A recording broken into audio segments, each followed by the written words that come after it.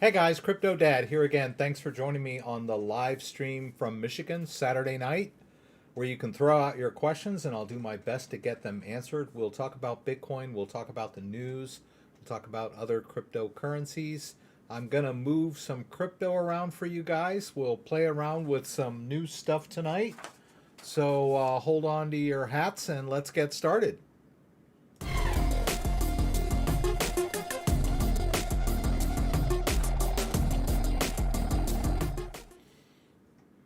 So welcome everybody. I'm here with the rig. Had an exciting week. There was a bit of a dip on Tuesday. We'll talk about that a little bit. And the market seems to be stabilizing. But I'm going to jump into the news. And let's see, what are we doing here tonight? We'll start with... Whoops. That was real professional. Bitcoin is not dead. Not dead yet. Bitcoin network logs 70,000th block as adoption grows. The Bitcoin network is churning along, and there is a thing called the blockchain, which you've probably heard quite a bit about. And that is a immutable ledger. Immutable means it cannot be changed, at least by today's technology. It uses advanced cryptography to secure each block in the chain. And each block in the chain has a list of all of the transactions. You can go on a blockchain explorer and go all the way back to the very first blockchain transaction on the Bitcoin blockchain. And each new block is a new chunk of data that gets added on to the previous block. And then there's also a hash that verifies the previous block in each block. So 700,000 blocks. That's a statement of how far the network has come. And I believe it was the 60,000th block, which was sometime today, I guess, interestingly enough. And there's a quote from Hal Finney, who was involved in the original gang of people that was involved in Bitcoin. And his quote states that every day that goes by in Bitcoin hasn't collapsed due to legal or technical problems. That brings new information to the market. It increases the chance of Bitcoin's eventual success and justifies a higher price. So pretty uplifting words there from Hal, considering we've come... I mean, we had a drop in the market on Tuesday, which was back from a long weekend, and it was sort of a buy the rumor, sell the news sort of thing. There was a lot of interest and activity in the run-up to El Salvador implementing its new Bitcoin law, which came into effect on Tuesday. And the market just sort of took a dip. Bitcoin had been doing pretty well up to that point. And it could have been, just a regular market thing. It was cascading liquidations from people who were along contract-wise. But, right after that happened, then there's this big announcement by the SEC that they're going to sue Coinbase if they use their new lend program, right? Which is kind of like BlockFi, which is a way for people to deposit Bitcoin on Coinbase and earn interest. Seems like a pretty normal thing. Why is the SEC against these sort of things, right? And so this article by Michael J. Casey, and the cat is bugging me. Come on, kitty. Is pointing out the obvious, that it seems that the legacy financial system... Kitty, my God, this cat just wants to say hello. Meow.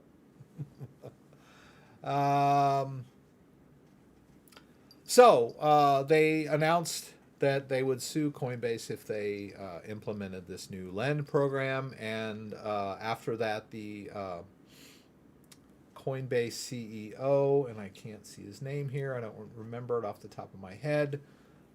Complained about the SEC's threat, and let's see, where was that he said that? Frustration. Here we go.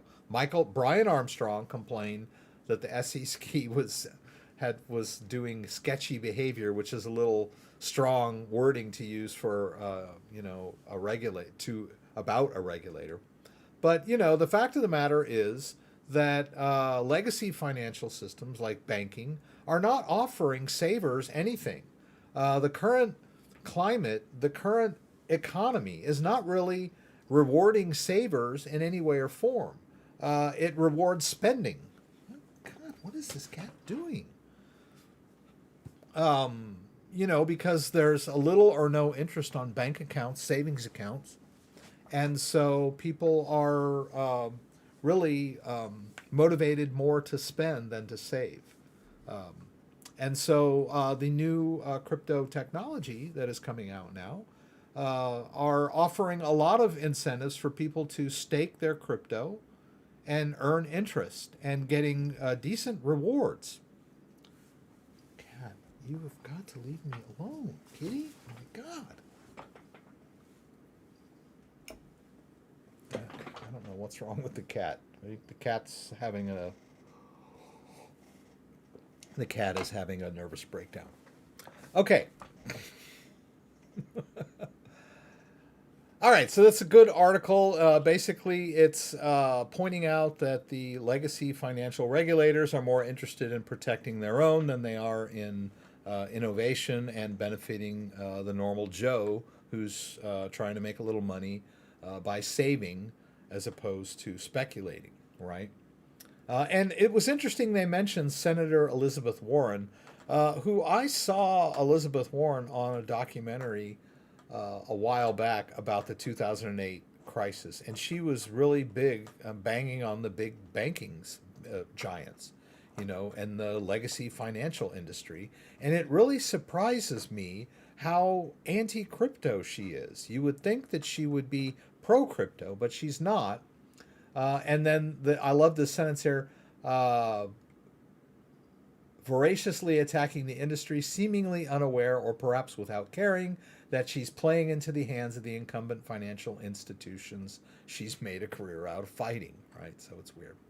So anyway, good article. Little guy loses, you can, Coinbase is going to, trying to allow you to take US dollar coin and park it on Coinbase and get a 4% return. What is that so wrong? Anyway, let's move on to the next story. Another Bitcoin bashing story. Like I said, these stories always come out of the woodwork whenever Bitcoin for Bitcoin and the crypto market take a dive. It's sort of like they just want to pile on and just drive the market down even more. There are several versions of this particular story, but there were some central bankers that came out against Bitcoin. Big surprise again, right? Governor of Sweden's bank says that its digital currency is like stamp collecting. Sure, private money usually collapses sooner or later, right? And sure, you can get rich by trading in Bitcoin, but it's comparable to trading in stamps, right? I thought that collecting stamps was pretty profitable, if I'm not mistaken.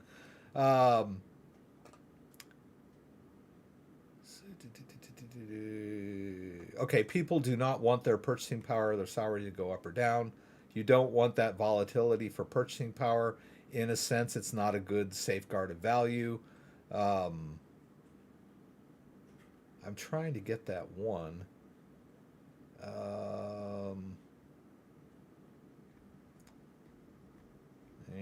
Of course, I'm not going to be able to find it.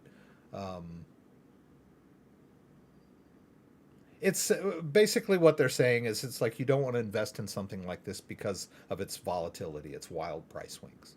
Okay, I hear that, right? But let's take a look at the chart for Bitcoin, if we will. Not this chart, this chart. This is the all-time chart for Bitcoin. right? So here we are back in 2017. Bitcoin was like around $1,000. All right, sure, we've had some wild ups and downs, right? But we're at 47,000 now, long term. So sure, yeah, I don't want to invest in anything that like is so volatile, right? That goes from $1,000, 4 years ago, and now is worth 45,000. Bad investment, right? Okay, so bankers, right, banging on Bitcoin again, right? Here we go. It's funny. I like this RT because you can read comments, and there's some like troll comments first here, and then there's a lot of gold bugs that comment on Bitcoin stories for some reason. Um, Thank God the banksters are here to tell us what to do. They have our interests at heart, after all, and in no way are thieving corporate mafia scum. That's good. Sounds like banks are beginning to panic, so the dollar has lost 87% of its value since 1980, but BTC is the problem. Yeah, okay, LOL. Right? I love reading the comments on these stories. And let's see, what are we going to do? Oh, we're going to talk about Cardano tonight.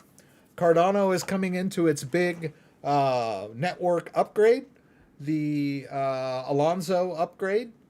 And we'll play around with Cardano tonight. I've got some stuff lined up for some of to talk about some of the new Cardano DEXs, which are coming out. So that'll be cool. So this is a good story that kind of summarizes what's going on with Cardano. They're about to upgrade their blockchain.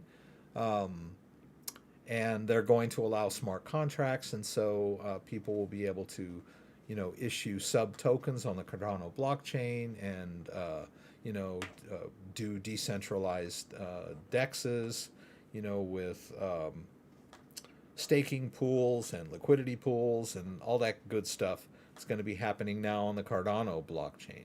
So this is a big event here. It's a historic day, right?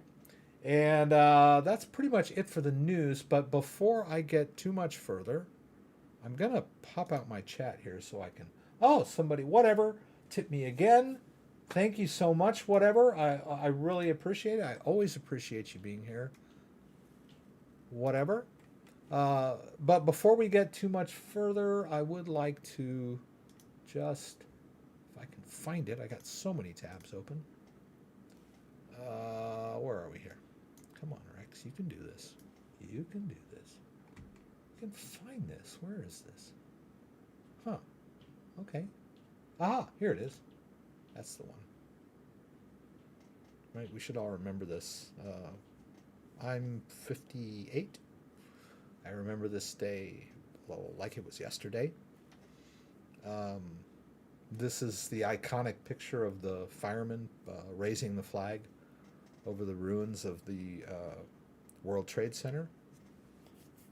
Interesting story about this flag. They cut it down off of a yacht that was anchored near there, and came and raised it up, and then the flag went missing for a while and then was found again. It's an amazing picture, though. I just want to remember this date in history, and if I have kids that weren't born, and I had to explain to them, what happened. I guess my daughter heard a little bit about it in school. So, for those of you who remember, let's just continue to remember, and pass this on to our kids. There's a psychological phenomenon called the flashbulb effect, if I'm not mistaken, that is for events that have a large impact culturally, nationally, and or personally. People have this memory of exactly what they were doing when they heard about this. And I remember, of course, exactly what I was doing when I heard about the towers collapsing. And it works for other events too. I can ask my parents, do you remember where you were when you heard when John F. Kennedy was shot? And they can tell you exactly what they were doing. And I had a friend of mine who I used to work on his computer named Mel, who was old enough to remember Pearl Harbor, and he remembered exactly where he was when he heard about Pearl Harbor. So I'm sure all of you have that memory of what they were doing during 9/11. So, kudos to all the heroes that died. All right, so let's see what else we got going on here. This is a pretty good story about raising the flag at Ground Zero. About that flag. It's kind of cool. I'll just paste that in there for you guys. All right, so here we are. And let's see, what we're going to do here is, let's see. We just finished this thing about Cardano. And then someone had asked me, and this is, I'm starting to get this question a lot. And let me look at the exact question, the way they phrased it. Cat wants to be an internet star. That's how it all starts. Yeah. Let's see. Where's he? Oh, okay. Here we go. CryptoDad. How can I? And this is World Peas. I like that. World Peas. How can I connect an already staked ADA Yori wallet on a newly purchased Trezor Model T? Actually, I think you sent me this in a comment and an email, or it might have been an email, and I'm sorry I haven't replied yet. I meant to. The answer really is no. If you that paper wallet that you created for Cardano and then staked has its own private key, and your Trezor Model T will have a new private key. So there's really no way to sort of link wallets with different private keys. So if you would rather store that wallet on your Trezor, then basically you would, create a wallet based on that Trezor and then transfer. You would literally have to go in and transfer the ADA over onto the Trezor. And I believe, of course, first you would have to sweep that wallet into Daedalus, I believe, if it's a paper wallet, so that you have access to, manipulating the wallet itself, right? You're probably better off just leaving it as a paper wallet. But I was going to do a little bit of consolidation tonight because I get a lot of questions about, hey, I got Cardano here, I've got Cardano there, I've got Bitcoin here and Bitcoin there, and what do I do? How can I consolidate it all? And the short answer is you're going to have to just move it around. You're just going to have to move it from one place to another and put it all into one wallet eventually, right? Now, there are ways, and I've done some videos, if you have like a previous ledger with a bunch of wallets on it, and then you buy a new ledger, like you start with a Ledger Nano S and then get a Ledger Nano X, then you can restore the private key to the new ledger. But in that case, you can't really restore that Daedalus wallet private, that backup phrase for the Daedalus wallet will not allow, you can't restore that to your Trezor because the Trezor master private key and or the ledger private key are different, right? The master private key for the device is, you can't just take a Cardano backup phrase and restore to a ledger. It wouldn't work like that, right? But you can do that, right? You can take backup phrases and restore wallets, and then you would have all of your older wallets on your newer device.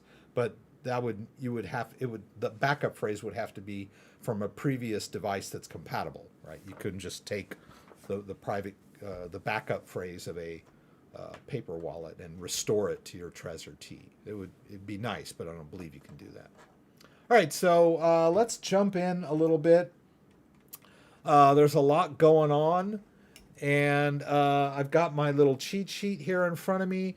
Before we get too far into it, I would like to point out as well that there is a description down below, and if you don't see all of this, you can hit that little show more under the video, and you'll see all this cool stuff. I've got Crypto.com, whom I work with been working with for a while. Open a Crypto.com account and using my affiliate link, I would appreciate it. We've got the Ledger affiliate link. Unfortunately, that special 20% code that I had expired. So I will let you guys know when I get a new one. I always post it in the live stream. We've got the Trezor link here if you're interested in buying a Trezor. Hardware wallets are great ways to store your cryptocurrency. We've got this clothing line for hodlers, which is pretty cool. Ledger starter pack if you're just getting going. And BlockFi, where you can deposit Bitcoin and earn interest. All right, coming under a lot of regulatory pressure itself. COINTRACKER for keeping track of all of your trades and transfers so that you can easily helps you do your taxes, can help you prepare your capital gains form for your tax accountant, right? It's a special IRS form. And if you've connected all your wallets and exchanges to cointracker.io, then you can easily generate this form. It's pretty cool. And then we've got NordVPN, Coinbase, Kraken, Binance US, and the Brave browser. Check that out. There's my email if I don't get to your question tonight. And some cool stuff about Bitcoin and links to all the stories that we talked about tonight. So let's dive in. I awoke to a robin egg blue sky on 9/11, much like the ski this morning in the Northeast. Interesting. Yeah.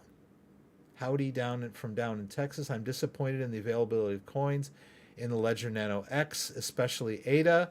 I get it. There are. It's hard to. I've been in technology for a while, and so I get it. And when I first started with computers and stuff, your options were limited. And as technology grew and became more convenient and more widespread, more options were available and things became more convenient. But there are a lot of people that were born into this age, a lot younger than me, that kind of expect all of this convenience and ease of use, and as well you should. But it's just not there yet in the crypto world, right? We're still in the early stages of the crypto world. And so it's not, and Ledger Live is a great piece of software, but it does not support every cryptocurrency out there. It would be great if it did. And it would also be great if it supported Cardano. That's been a long time coming. They've been talking about support for Cardano since 2017. Now you can install the Cardano app on your Ledger device, but you cannot view your balance in Ledger Live. And I know that's disappointing. I know it's frustrating, but it's just kind of, I don't know what the problem is. Why they, I do know that they have to work very closely with the developer team of the particular cryptocurrency in order to get the app. And I believe that, the app itself requires a lot of work from the development team of the original cryptocurrency, like the DOT app. They're constantly updating these apps. And I believe most of the updates come from the team of the crypto, not the Ledger team, right? I guess what I'm trying to say is it may not be Ledger's fault, right? It may be the Cardano team hasn't figured out a way to give them that sort of the tools they need to support Cardano directly in the Ledger Live interface. I could be wrong. It could be Ledger's fault. I don't know. It could be that but just think, if you were Ledger, wouldn't you want to support Cardano? Wouldn't you want people to run out and buy Ledger so they could, play with Cardano right in Ledger Live? It would seem to be in their interest. I think that there's technical factors in the way. But I don't know for sure. I'm just kind of saying. I'm an old school guy and I'm willing to accept that things are not as easy as they could be, but I want Cardano. So I go out and use it, and I want it safe and secure on my ledger. I want the private key on my ledger. So I'm willing to jump through whatever hoops I need to do to make that happen. And so I use Daedalus, and I use ADA Lite, and I use Yori, and all that other good stuff that is perfectly fine software, right? And you're still able to store your private key on your hardware device, right? Okay, so let's see. I'm going to look at my little list over here and see what I have on my agenda here. Check on my Solana NFT, right? You remember last week we were trying to buy that NFT on the Solana blockchain, and we did it, but we couldn't see it. So let me see if I can find this thing. I guess I closed that tab. Let's close this tab. So let's just go over to the Solana Wallet. And my browser looks different because I changed my resolution. We want cryptocurrencies. We want Solflare. We'll start with Solflare. We'll go over Solflare. Even though I created this wallet based on a ledger device, the private key for this wallet is stored on my ledger. I can still get to it in my web browser without having the device connected. It kind of remembers and will, I can update. It'll show me the updated balance. I just couldn't do any transactions without the ledger attached. But let's go over to NFT, and there's that NFT that we bought last week. It's in my gallery. Ooh. Now, if you remember, I believe we tried to do it in Solflare, and it didn't work. Either that or we tried to buy something in Solflare, and it didn't work, right? But we can also view this same one in the Phantom wallet.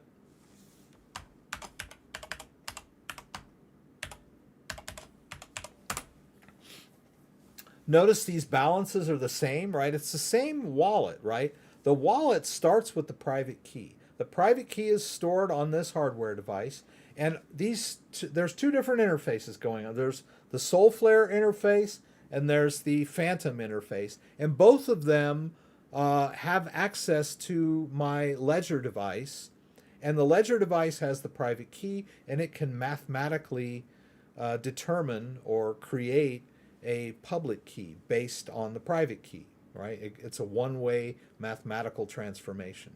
And then that public key can be accessed by both of these wallets. Just got an alert that ADA's down. I guess we'll see. But if we go over to this, we can see that it's over here in this wallet too. So two different software interfaces to the same private key, and we have access to those wallets, right? And those NFTs showed up, right? We were on the SolC Solana NFT site last week. And also, I had an issue with Coinbase last week where I was trying to withdraw some Solana, and I got a little confused thinking that Coinbase was holding up my withdrawal because of a $100 deposit that I had made a few days earlier. As it turns out, that was not why they were not allowing me to withdraw that Solana.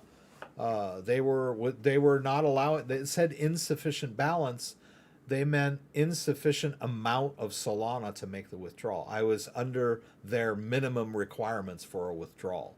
So I think I only had like 1.1 Solana in there, and it needed to be a little bit more Solana in order to make the withdrawal. So and I was sort of like, I didn't get it. It was live. I couldn't figure out what the problem was, and as it turned out, it had nothing to do with my funds being on hold. It had to do with the fact that I just didn't have enough Solana in my account to make the withdrawal. Just in case you guys were wondering about that. All right, so let's see. What else were we going to do? I just wanted to wrap those things up because we did them last week. Yeah, the Coinbase withdrawal. Okay, Ledger Live preferences are in the Appdata Roaming folder in Windows. I just kind of wanted to maybe show you guys this. Okay, this is my Ledger Live. And Ledger Live has some preferences that are stored in your Windows folders. right? And all of these preferences can be moved, right, or destroyed on your computer without affecting the wallets themselves, right? As I mentioned, right, this is the key to everything. This is your keychain. You can uninstall Ledger Live completely and then recreate it with this device. So I got a lot of people that have problems with Ledger Live. One of them is they forget their password to Ledger Live and they think they've lost all their crypto. It doesn't really work like that. But let me just show you this folder. I can find it here. All right, so in your computer, there's your C drive, your local hard disk. Most people only have one. I've got several. There's a folder called Users, and inside that is your name, your account name, which is like part of your email, whatever. And then there's this folder called Appdata, which is kind of a dim folder. It just means that it's under normal circumstances, it's hidden. So you would have to go to View Options, and then over here on the View tab, you need to do Show Hidden Files and Folders and Drives, so you can see it. But then when you dip down inside there, there's another group of folders, and inside the roaming folder is the Ledger Live folder. Find it right there. Right, so that's the folder that gets created when you add accounts and you have all this information in Ledger Live. Right, so watch what happens when we destroy. I'm going to quit Ledger Live, and I'm just going to take the folder out. I'm going to move it over here onto the desktop. Now this is empty, right? So what happens when I launch Ledger Live? Well, Ledger Live just looks like it's brand new, right? Because it doesn't, it looks in there and it doesn't find the preferences folder. And so it just figures, hey, it's the first time you've run Ledger Live, right? So let's get this, we'll delete this, right? I have this other folder over here. Let me see if I can find it. Right. All right, so I'm going to drop this guy in there. And let's go down here. Let's change the name to the right folder. That should be called Ledger Live. This is a slightly different configuration. I was working on a video yesterday. So let's just take a look at what happens when I put that in there.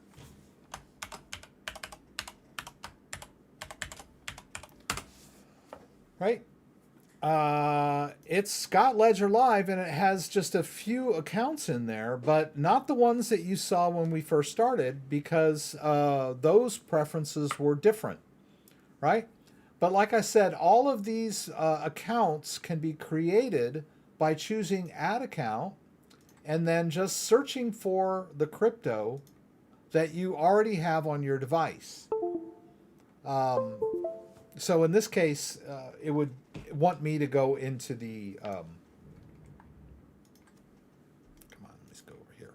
Come on, Rex. Okay, there we go. It would want me to go into the Litecoin app, right? Let's get the camera over here. Now, this is not the right device, right? So let's turn on the camera.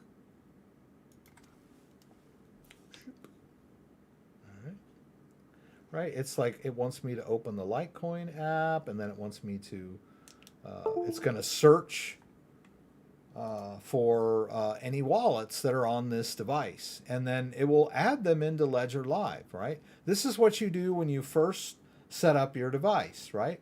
It finds that Litecoin account. There's like an old one there. It's got a little bit of Litecoin in it, right? This is an older Ledger device. And so I can just go ahead and add that. Right? And there it is, right? There's that Litecoin that I had from a while back. It's not that much. But you don't lose the wallets when you lose Ledger Live, right? Ledger Live is not where the crypto is stored. It's just an interface to the wallets that are on your device. So let's go ahead and close Ledger Live there for a sec. let's get this guy. I'm going to call this one backup again. And let's take him out over to the desktop. And let's drop that original Ledger Live folder that had all of my stuff in it again.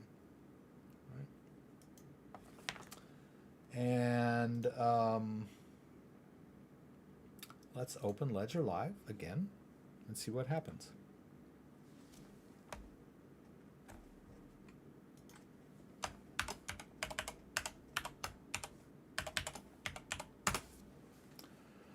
Okay, so there, we got all those balances back. So when I deleted that folder off of my, out of my Appdata Roaming folder, did I lose that crypto? No, of course not. The crypto was safe and sound on my device. Not really on my device either, but the device knows where the addresses are on the respective blockchains. So conceivably, if you were wanting to install Ledger Live on a laptop, right, and you wanted it to have exactly what you have on your desktop, you could take that Ledger Live folder, wherever it went, right, and drop it onto a flash drive, right, and then you could drop it into your Appdata Roaming folder on your laptop, and then open it up, and boom, all your accounts are. Would be a quicker way to get all of your accounts restored rather than adding them one by one in the add account interface. But it's just kind of I just wanted to show you that it's all software. Ledger Live is just a piece of software. It's not where your crypto is stored. It's not like vital to maintain your cryptocurrency in your wallet to have. I mean, Ledger Live can be wiped clean and you still have your crypto, right? Even that folder that I had out there could have been deleted. I could start all over and just connect my device and do add accounts, right? I did a video on that fairly recently, right? And then, okay, if we launch Ledger Live, the first thing we want to do, actually, I'm going to disconnect this guy. This is an older, I was doing some detective work earlier on my older device. I'm just going to connect my go-to device. This is the device that has all of these accounts on it.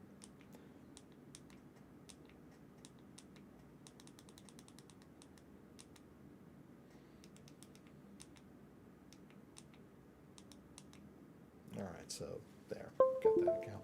Let's go now. We launch Ledger Live. And we look at our balance and we're all, oh, yeah, I'm happy. The prices went up and some of my stuff went down, whatever. But when you log into Ledger Live and you see this blue dot, you should go over there and check it out and see what does it want me to do. It's an alert of some kind, right? It says, okay, allow Ledger Manager, all right? So you should see this message on your device. Let's see if I can get it a little. Better view there. And then you'll hit both buttons to open that up. That takes you to the home screen of your device. And then here we go. We've got updates available. And there's several apps that are on my device that need to be updated. So I'll just click this update all and off it goes. Right? So you want to, it's just like anything else, if it's your computer or your phone or whatever, you want to keep it updated. There may be sometimes, and I myself had an issue with Windows back in the day where you may not want the latest version, but those are few and far between. In most cases, you want your computer and your software and your phone and your TV and your Ledger device to all be running the latest firmware software updates, right? For functionality and security and all of that stuff, right? So you keep your phone updated, you keep your computer updated, so it only makes sense to make sure that your Ledger device is updated. A lot of people, like they got a Ledger Nano S back in 2017, they threw some Bitcoin on there, and then in 2020, when Bitcoin started taking off, they pulled those old devices out of the drawer and discovered to their horror that they weren't able to update to the latest firmware because they'd missed too many, right? And I know that maybe that's partially Ledger's fault, but really a good user should update their computer on a fairly regular basis and your device, right? So take your device out, connect it to Ledger Live, and check to see if there's anything down there in the blue dot that'll tell you either you need to do a firmware update, or you need to update some of your apps, or Ledger Live itself needs to be updated. Now, also, sometimes you'll see that blue bar at the top that says you need to update Ledger Live. There was a recent update, and it was 3.230, right? If you're running anything less than 2.30.0, then you cannot do the inline update, even though it'll pop up there and tell you that you need to run an update. You'll have to exit Ledger Live and go download the latest version from the ledger.com website, and then just run the install separate from Ledger Live, and it'll work, right? But I get a few people have asked me that. They say, hey, it tells me I need to update Ledger Live, and I run the update and nothing happens. And that's because there was that update a few months back that for some reason, if you're running less, like if you're running 2.2 something, it won't update within Ledger Live. You have to go download the installer separately and then run it. You know what I mean, right? Just go over to ledger.com and download it, right? You can download Ledger Live to your computer and just run the install, right? And you don't need to do anything to Ledger Live, right? It'll just do its thing, right? Just download the installer and run it, right? And it'll upgrade in place, right? You don't need to uninstall the old version of Ledger Live. So that's something good. All right, let's see. Where are we? What should we talk about next?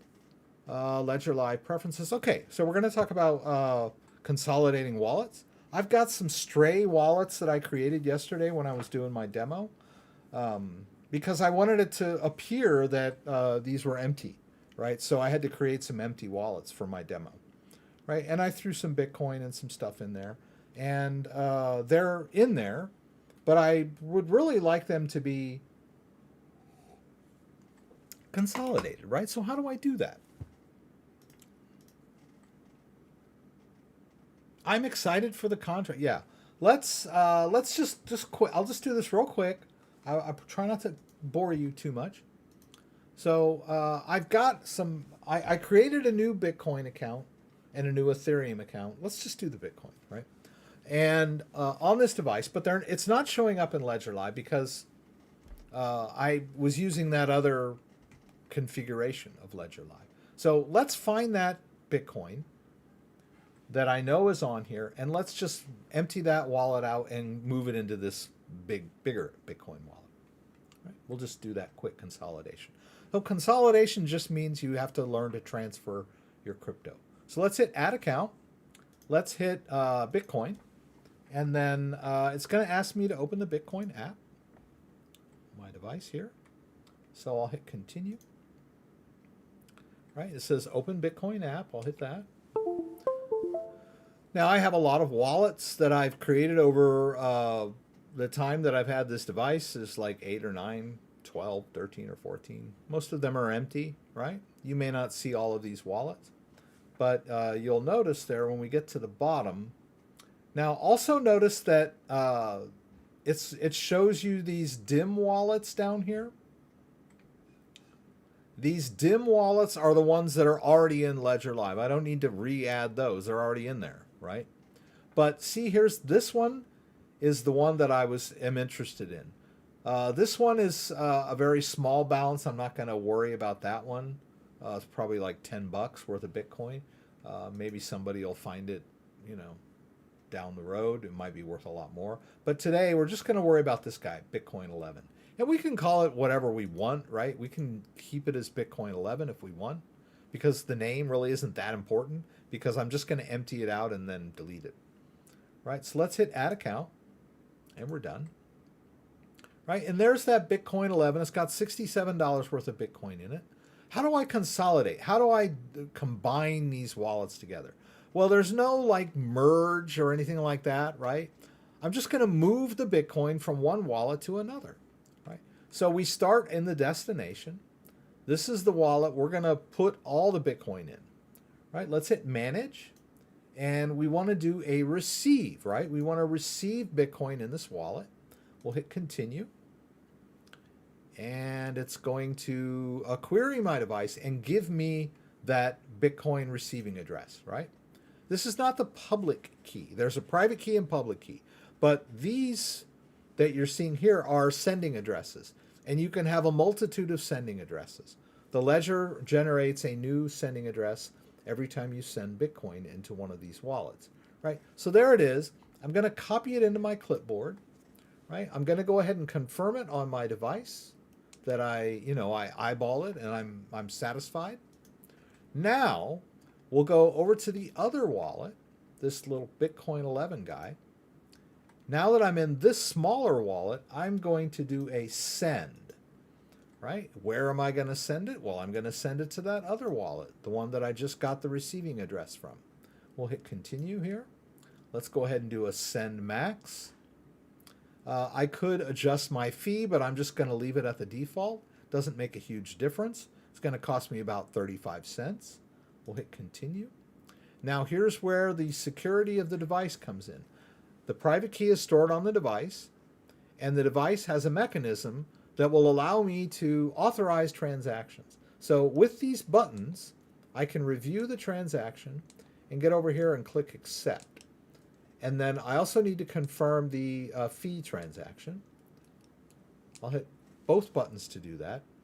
By clicking those buttons, I allow some math to happen on the device where the private key signs the transaction. Private key never leaves the device. It doesn't go across my cable into my computer and get exposed to the internet. No, it all happens within the device, right? Now, we should see this wallet empty out. Here, I'll do a little sync. There it goes. Now it's empty, right? And then we can go over to this wallet and just confirm, okay, there it is. I just received $66 worth of Bitcoin, 0.0014756. I'm happy, right? Now I can get rid of this wallet. I don't need it anymore because now it's empty, right? It'll go into my wallet graveyard. I can click here and go up to this edit account and choose delete. I can also do the same thing in the accounts interface. I can right click on this to get to that edit account setting. We'll hit delete. We'll confirm it. I simply just deleted an empty wallet. It's housekeeping, right? Now I've got this Bitcoin affiliate wallet. Let's do the same thing. Let's move the Bitcoin in here over to my Bitcoin main. So let's go back again and let's do another receive and we'll hit continue. Now notice it's a different address, right? This is the way the Ledger Bitcoin wallet works. It gives me a new address for each unique transaction. And so I can copy this one into my clipboard. I can confirm it over here on my device. We'll dismiss this. Let's go back over to that affiliate account. Let's do a send. And we'll paste in that address. We'll hit continue. I'll go ahead and max it out again, leave the fees at default, hit continue, continue again. And now, once again, I need to authorize the outgoing transaction on my device. All right, I have to review it. There it is. That's the amount of Bitcoin. There's the address I'm sending to. We'll click accept. And then we'll also confirm that small fee. Accept and send. Off it goes. and then we can dismiss this. Let's just check it out. It goes to 0. It kind of fluctuates a little bit. I don't know. It's kind of weird. It's kind of glitchy the way it works. But now we can go over here to Bitcoin main. And let's just do that. We should see more come in here. Just a second. Yeah, it's not going to behave for me because I have company. Right. Okay, now it says 0. Okay. Okay. Come on, Bitcoin, you're embarrassing me in front of my friends. Where are you? It's in there somewhere. Ah, it'll show up in a second.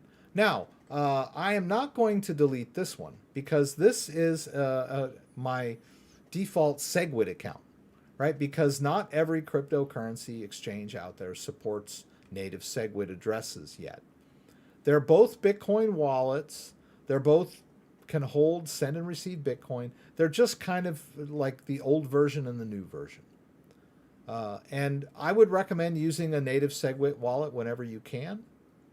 But I maintain two. I maintain a segwit wallet and a native segwit wallet, just so I have both in case I need.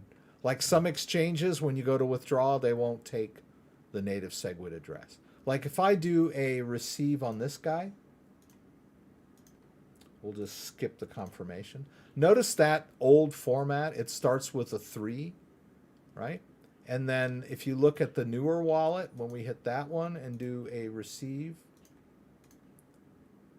we'll just skip the confirmation. It starts with BC1, right? It's just a newer address format that works better, right? I mean, it's like people ask me, can you explain the difference between native segwit and segwit? And I can't really technically. I mean, I could probably look it up somewhere, but it's really not that important. It's just better, right?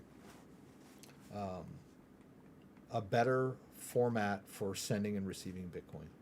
The address format is slightly different, saves you fees and time. Right? Enough said. New and improved. All right, but like I said, where the heck is that Bitcoin? It's so weird. It's got to show up someday. All right, so that's our consolidation, right? Let's take a look at some Cardano stuff tonight, right? We wanted to play around with that. Yeah, we'll do that first. There were some other questions about different chains on, between in MetaMask, but we'll get to that in a sec. Let me just see what people are asking. Mumblefish, XRP makes you leave 20 XRP on any new device. It's permanently stuck there. I have 20 stuck on my ledger. Actually, there is a, what is this thing called? Oh, I can't remember the name of it. XRP.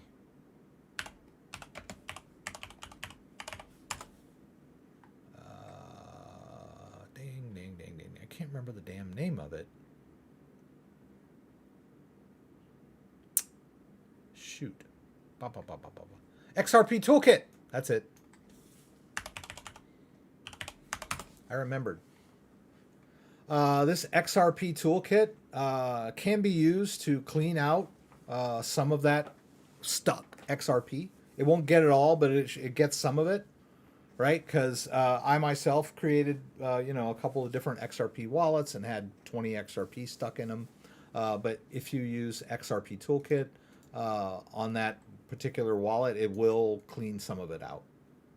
Somehow, it does that. It also is part of, you use XRP Toolkit when you're claiming Flare tokens. But I didn't really think the Flare tokens sounded kosher to me. So I never did a video on it or kind of explained it to anybody. I just felt it was a little too technically challenging, and I couldn't really understand why a token would care about my XRP wallet. They must be doing something nefarious. But that's just my opinion. Anyway, it just felt a little scammy to me. I think Dan told me he still hasn't got his Flare tokens. You know, everybody's like, oh, you got to jump through all these hoops to get these Flare tokens, and then where are they? And are they worth anything? I don't know. Okay, but anyway, XRP Toolkit. If you've got some stuck XRP, you might be able to gain access to some of it. Let's see. Here we go. It's a greeting the Cubans taught me in Miami. It's just like, howdy. What's happening? Try not to jump to conclusions so quickly. Next time, take care of your health. I don't know if someone was like offended, but yeah, I think mobile Android was apologizing for that. HBAR to Ledger. I think I've gone over that. I don't really want to get into that tonight. We got other stuff we want to do tonight. But it has to do with a third-party wallet. I think we played around with it before, right? If you go to ledger.com and then go to crypto assets, you can search for any crypto, and then okay, so yeah, you can download the HBAR app on your device, and then you'll use that third-party wallet. It's not for the faint of heart. I think we tried to get through it, and I think we got to one point where I needed to like fund the account or something like that, and I was like, I'm not going to do this. But that's how you would do that, and I've been through this before. It's the reason people are always asking me about it is because it's technically challenging, right? And then you've got to like give them some money just to get on their blockchain. I don't like blockchains like that. Or you have to know somebody that already has an address on the blockchain and get invited in. But I don't know anybody that has HBAR, so I end up dealing with some third party, you know, oh, I'll sell you one, you know. Anyway, so we'll move on with that. I think you're doing something with Chainlink, and on the Ledger you have to use Ethereum app or folder. How do you figure out what crypto you're buying goes in the proper app? Actually, I just did a video yesterday where I talked about that, and basically what this is for those of us who have been around a while. This is an Ethereum wallet, and you'll notice at the top level there is some Ethereum in there. There's a balance, right? It's 0.3499 Ethereum, and it tells me how much that Ethereum is worth. Notice I also have some tokens in the wallet, right? We've got some Uniswap, we've got some Telcoin, we've got some BAT tokens that we moved in here last week. All of these are what we would call ERC20 tokens. They are sub-tokens on the Ethereum blockchain. And they all have the same address, all right? So if I want to send some Uniswap in here, right, it's this address, right? Ends in 72445. If I want to send some Ethereum in here,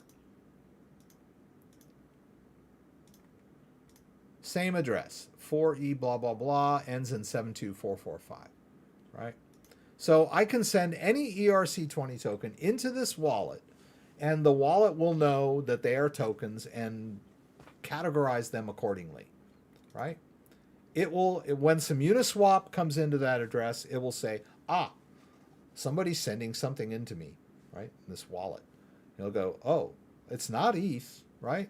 Oh, it's Uniswap.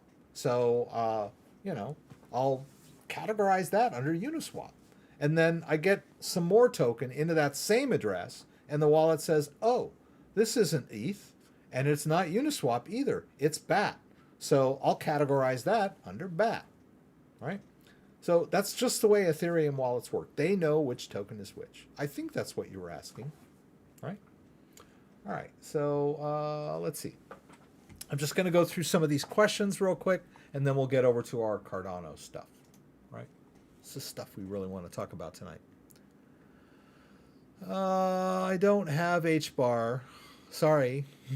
Yeah, like I said, you can follow. I gave you the link to that if you're interested.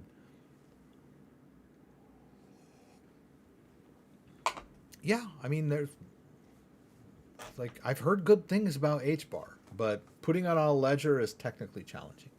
So long as you know your address, it will come up regardless if you don't add the token in Ledger Live? Question mark. That is correct. Right. I could open up this wallet and send a new ERC20 token that I've never used before, that's not been in this wallet, and it will see it and put it in the list. Right. Now, there are some ERC20 tokens that are not supported in Ledger Live. I know it's a bummer, it's a pisser, but sometimes you'll send like some new ERC20 token that you just bought over on Uniswap, and you throw it into your Ledger wallet and it doesn't show up, right? Because it's not supported in Ledger Live yet, right? I know, but eventually, if it's a decent token, Ledger Live will add support for it eventually. You can also check the same wallet using My Ether Wallet if you're not seeing it in Ledger Live. So sometimes people, they send the token into Ledger, they look for it in Ledger Live, they don't see it, they think it's gone, and they freak out, and where's my token? You can look at it in MetaMask, you can look at it in My Ether Wallet. There's more than one way to view an Ethereum wallet, even one that's connected to your Ledger, right? That's stored where the private keys are stored on your Ledger device. Yeah, but the wallet knows which are which, and you could send like a brand new token that's ERC20, and most likely it will put it in this list. Notice there that I've got a couple down here that are in the list but don't show pricing. It's another shortcoming of Ledger Live. Even though you can, you can stake ETH in Ledger Live, it still doesn't show you the price of ST ETH in Ledger Live. I don't know why. It should, right? And Polkastarter has a value, but it doesn't. Ledger Live doesn't know what it is.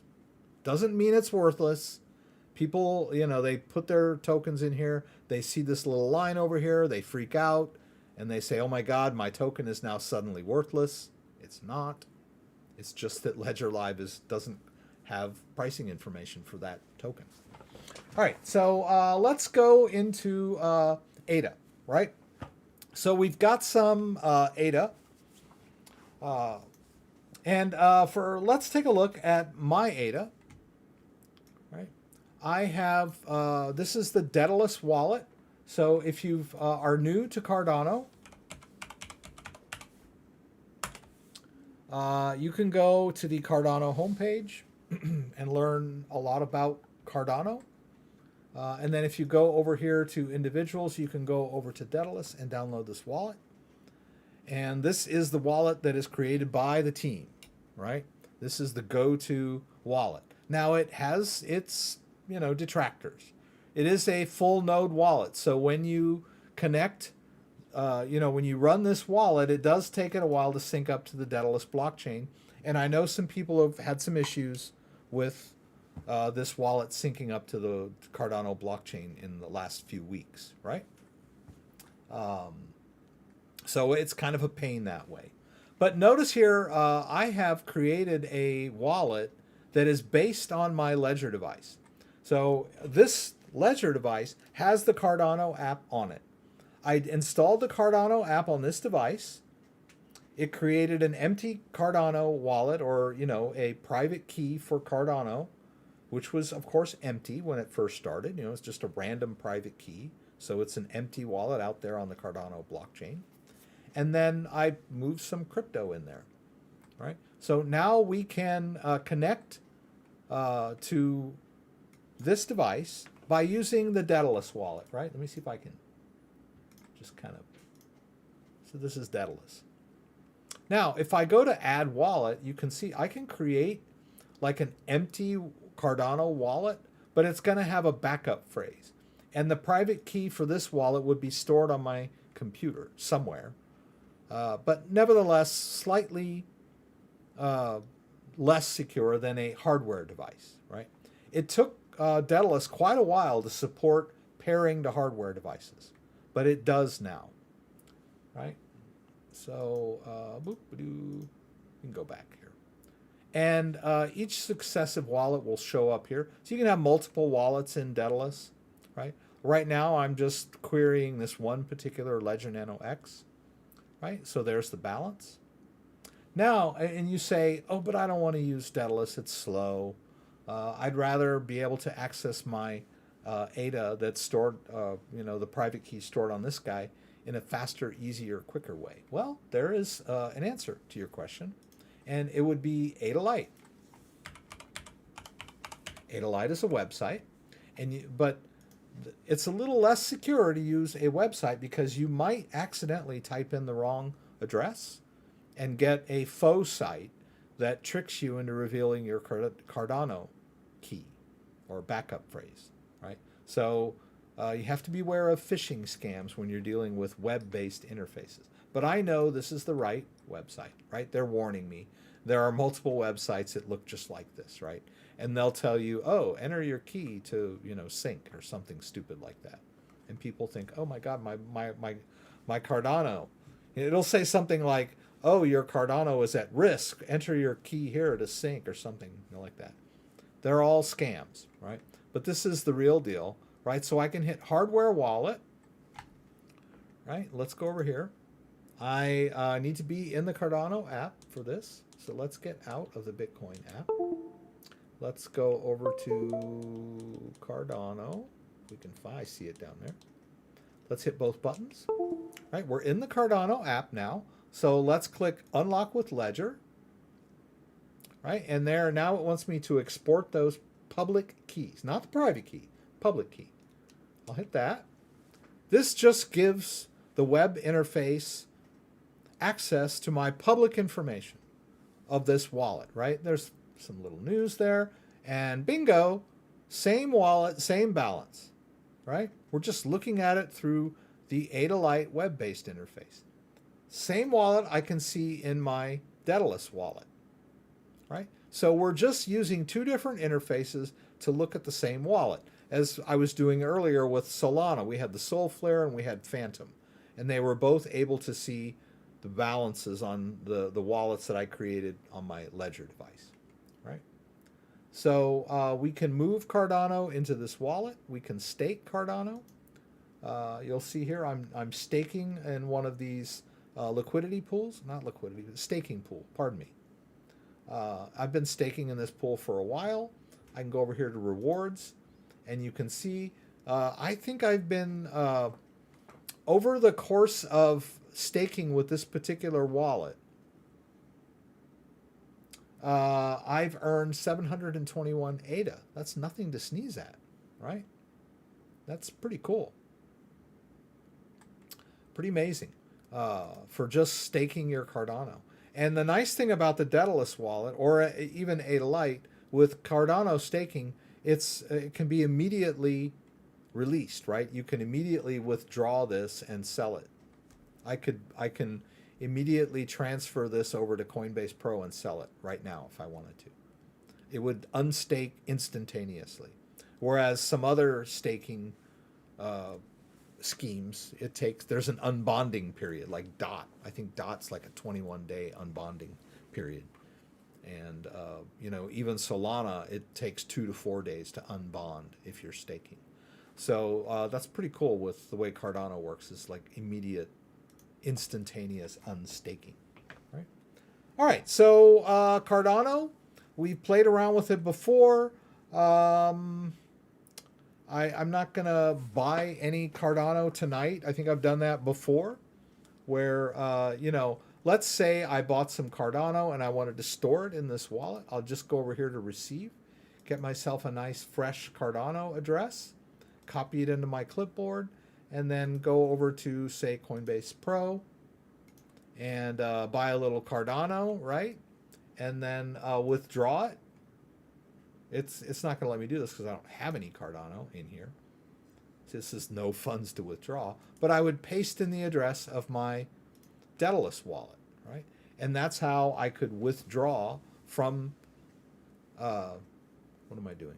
Oh, this is where I buy Cardano. I'm going to put it in that wallet, right? I could also go the opposite way, right? I could also say, okay, I would like to deposit some ADA into my Coinbase account. It would say, okay, make sure you only send Cardano to this address. Here is your Cardano address in your Coinbase account. I would just take that address, go over to Daedalus, and do a send, and then paste it in there, and say, okay, I want to send 10 ADA, whatever, and then I could send it to Coinbase. Right? So we can send and receive Cardano back and forth. Right? I could do the Consolidate deal where I have 3 different Cardano wallets and I just want everything in one. We would need to do these transfers into the main wallet, right? But I'm not going to do that. All right, so but I wanted to talk a little bit about this new upgrade because in the new upgrade, we're going to start to see some Cardano DEXs, right? Like PancakeSwap for Binance Smart Chain, or Uniswap for the Ethereum blockchain, or like DinoSwap for the Polygon blockchain. So now Cardano's jumping into the smart contract token game, DEX game, right? So this one I've heard about for quite a while now. Sunday Swap. It's going to be a Cardano-based DEX, right? And but it's not functional yet. But it is like, it's a nice looking website, and it's got, you know, a nice little roadmap here, and it should be up and running hopefully in the next few weeks, I would hope, right? So there's a lot of information on that. So, but I can't really demo anything on this. Let me see. Let's get this. Oh yeah, frequently asked questions. How do I get Sunday, right? Now for every DEX out there, there is a governance token, or a token that sort of represents the DEX, the value of the DEX, right? The sort of like the stock for the company in a way, right? So currently you can't buy Sunday on any exchanges yet, right? So you have to wait, right? So we can't really do much with that tonight. And then let's see, there's this other one out here, Ergo DEX, right? And the reason I wanted to show this one to you because I was able to actually play around with it a little bit earlier and was sort of able to make it work. Not really satisfied, but it was kind of a preview of what we're going to be seeing, hopefully, soon, right? So I hit try beta, and it took me over to this site, the Ergo DEX. And then it said, okay, actually you can see that I'm connected at the moment. And it's showing me this balance of ERG, E-R-G. Let me see if I can, let me close this. Okay, so I tried to do this connect wallet thing earlier, and it was like, you're not running Yori. And I was like, oh, Yori. Okay, well, I have Yori, right?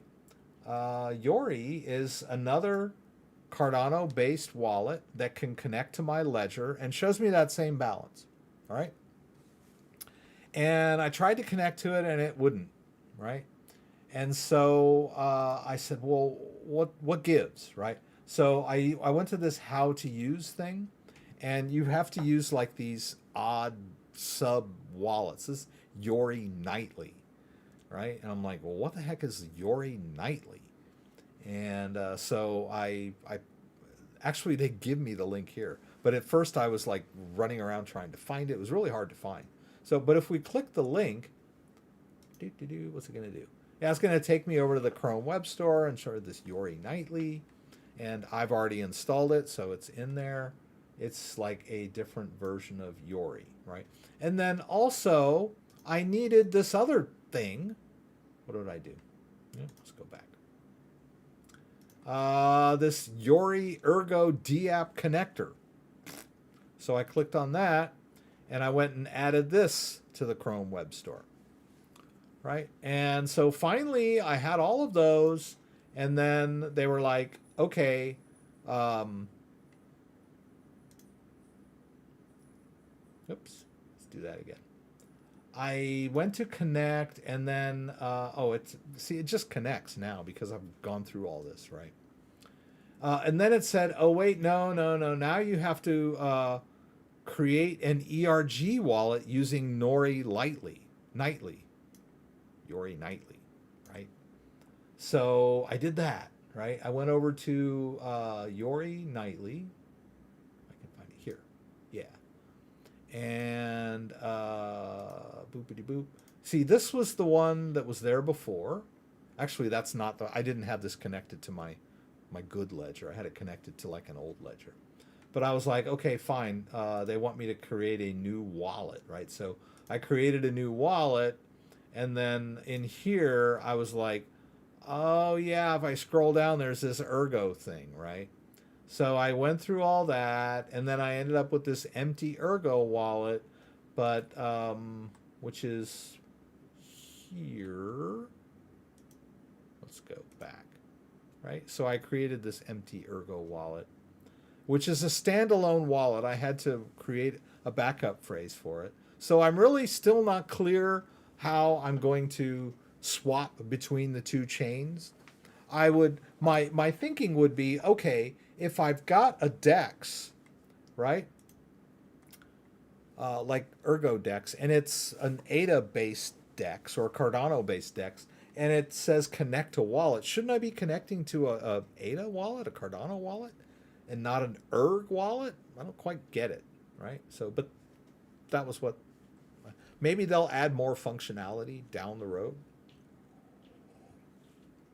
and I'll be able to swap back and forth between the Yori ADA wallet and the Yori ERG wallet, right? But I was a little bit like, hey, I'm not that crazy about this weirdo Yori, Yori Nightly. I'm like, I don't like to go out at night, right? When I was a kid, I went out, played around at night.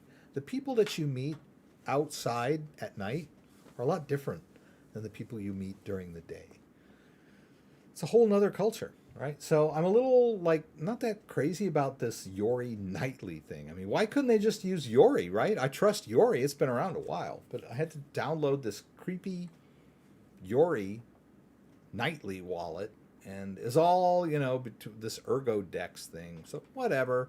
Maybe it's going to work, maybe it's not, but at least we got to a little taste of what it might look like when we want to connect an ADA-based wallet, right? And I would assume that Yori is probably going to be involved in a lot of these Cardano DEXs because it is kind of a trusted extension that you can use for Cardano, right? Because I don't believe ADA Lite has an extension for your browser, and I haven't heard anything about Daedalus allowing you to connect to decentralized exchanges, which would be cool, right?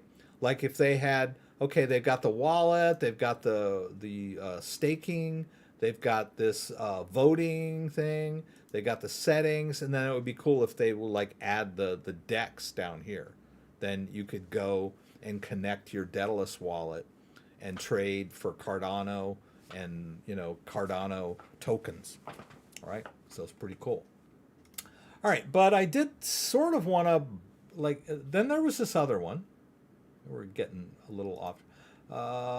Okay, so this Ergo thing, right? I thought, well, maybe I should buy a little bit of it, just play around with it. I don't know. You can buy it on KuCoin.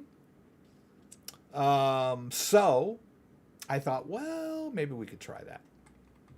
Right, so KuCoin, right? I trust KuCoin. I got a KuCoin exchange account.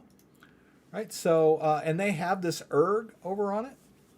So how do I get my hands on this ERG? Well, first of all, I need to go over here.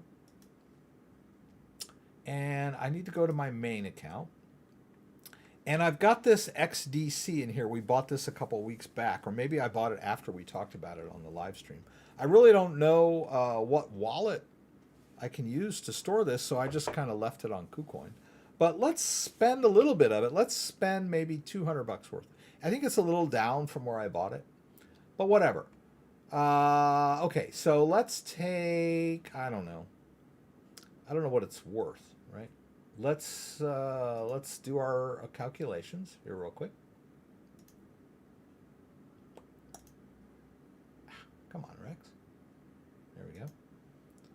Oh, there's one over here anyway. It's okay. Okay, so what were we doing here? What was that thing? XDC. Okay.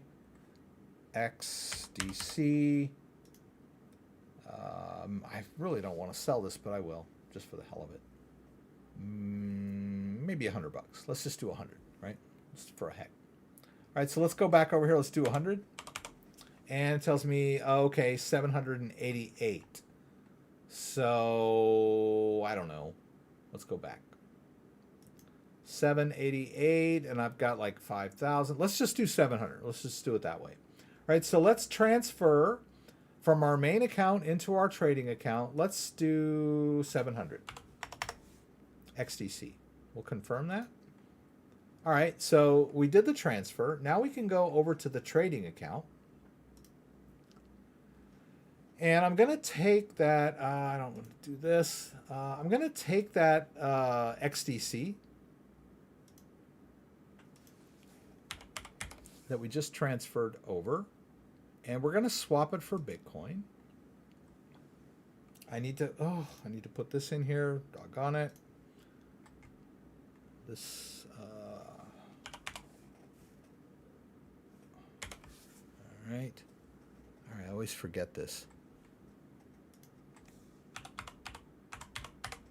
Okay, there we go. All right, so we have the XDC. So I would like to sell it, 100% of it, for Bitcoin. So there we go. Okay, we did that. Right, now we have Bitcoin in the account. So we can go back over here and look at the trading account. Trading account. And there we can see I've got like $87 worth of Bitcoin in there. Okay. All right. So, but now what I want to do is buy that. What was it? What was that thing I wanted to buy?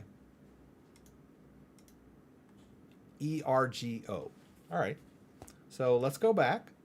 Let's go to spot trading. Let's do ERGO. Okay. There we go. So I've got a ETH and BTC trading pairs for that. Oh, wait a minute. That's not it. Doggone it. I could have sworn it was in there. You're killing me here. You had it in there. Or did I just type it too fast, right?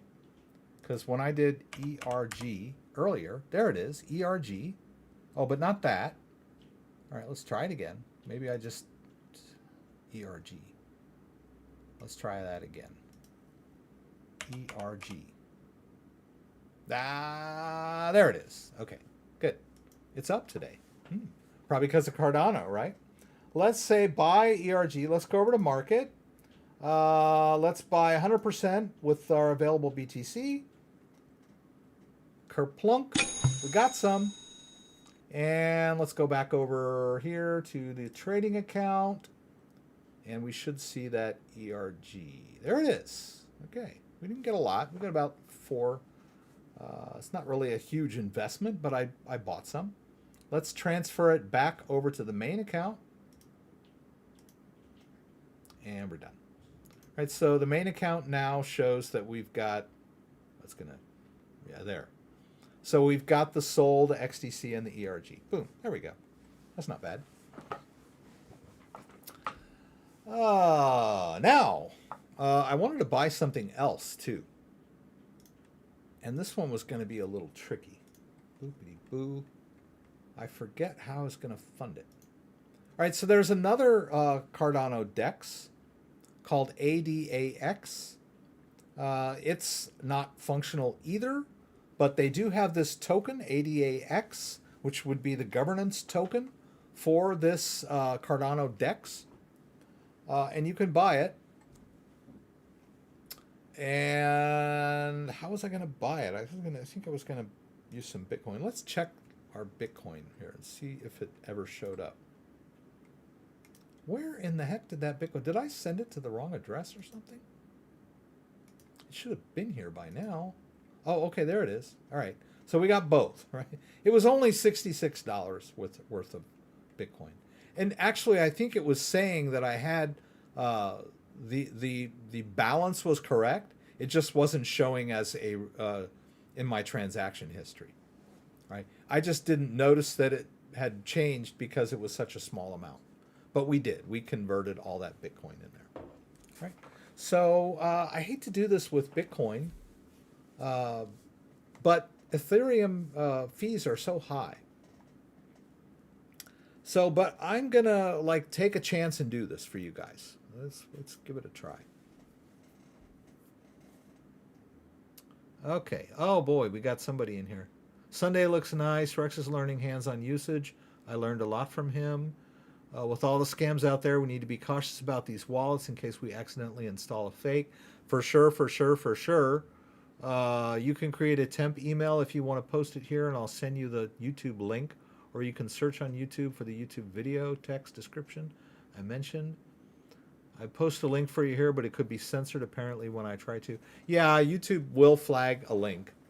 They don't seem to be able to flag my scammers and the people that pretend to be me and the people that spam the live stream in my comment section, but they do flag links, yes.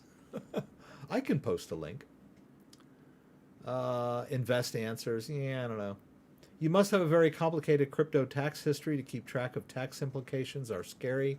Yeah, I used to be really scared of taxes, and yeah, they're a pain. I just finished 2019 this year with the help of CoinTracker.io, and it was kind of a hassle, but it's done.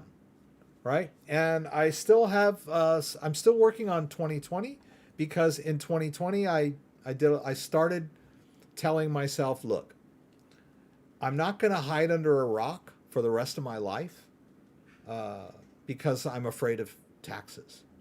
Right, at some point you just have to live your life, right? And this is my life, right? I love playing around with crypto. I'm not going to shy away from moving crypto from point A to point B and buying a new coin and putting it in a brand new wallet because I'm afraid of taxes, right?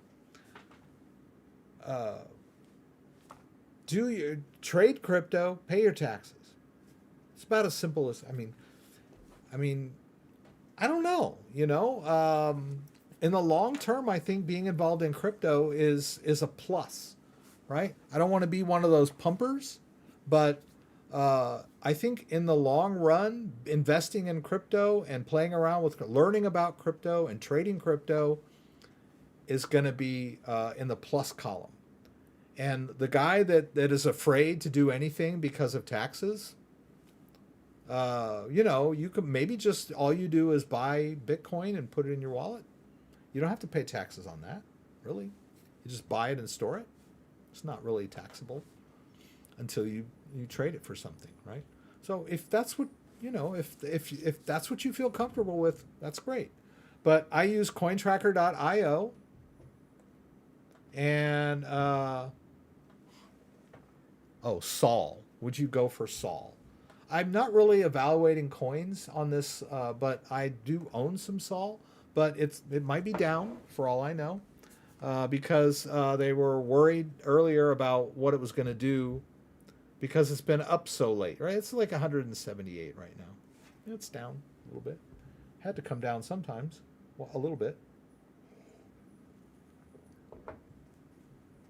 All right, so we've got this Bitcoin. So let's check this thing out, right? It says buy ADX.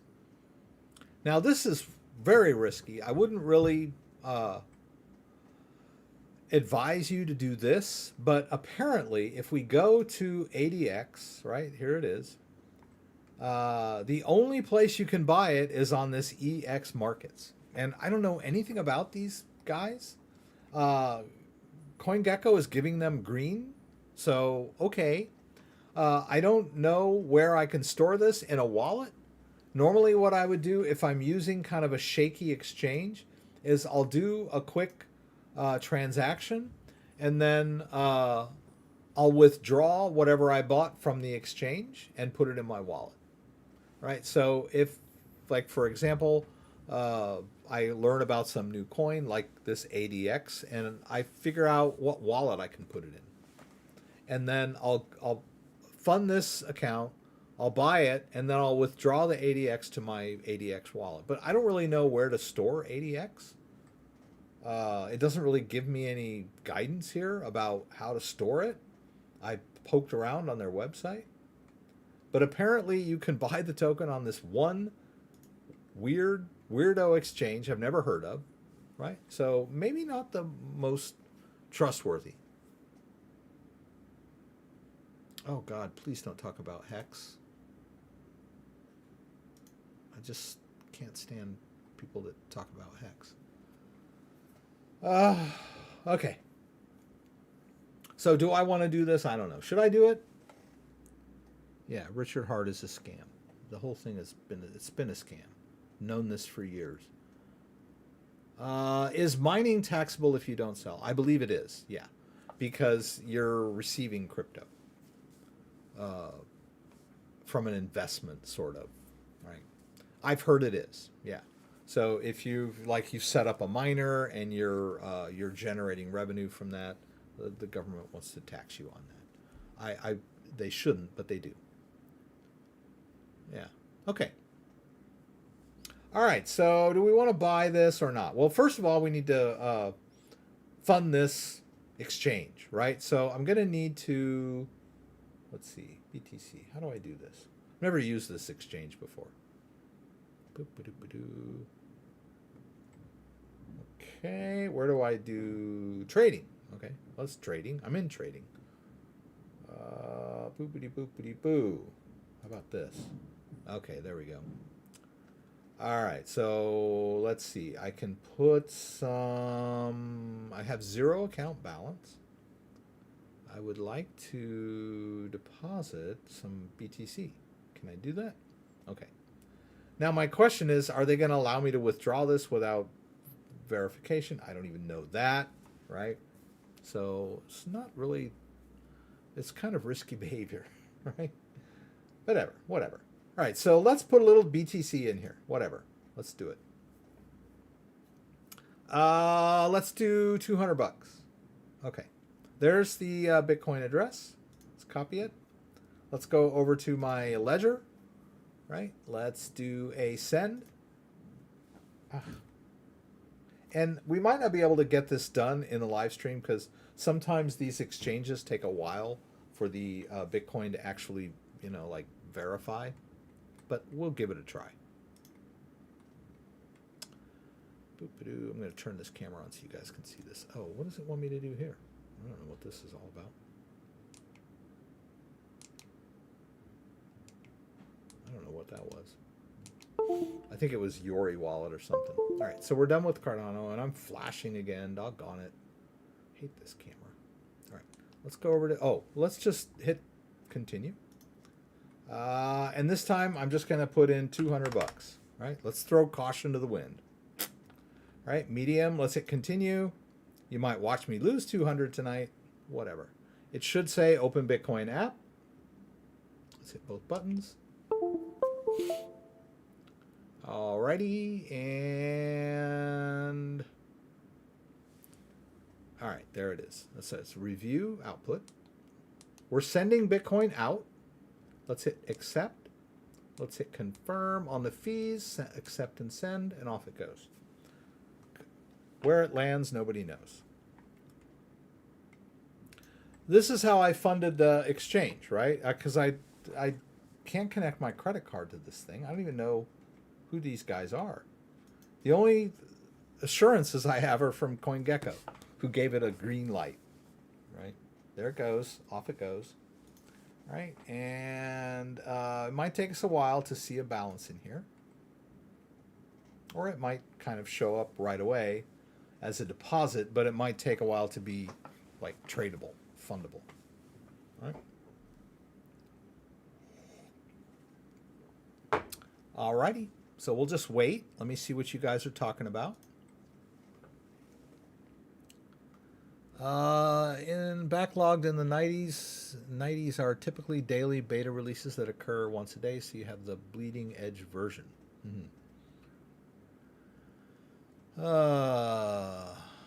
Yeah, so taxable. We talked about that. Let me see if I can. Would like to show you something, but I think in Chrome, I think it would also show up in Chrome. Look, maybe let's see. Oh, I know. Opera. I can show you an Opera.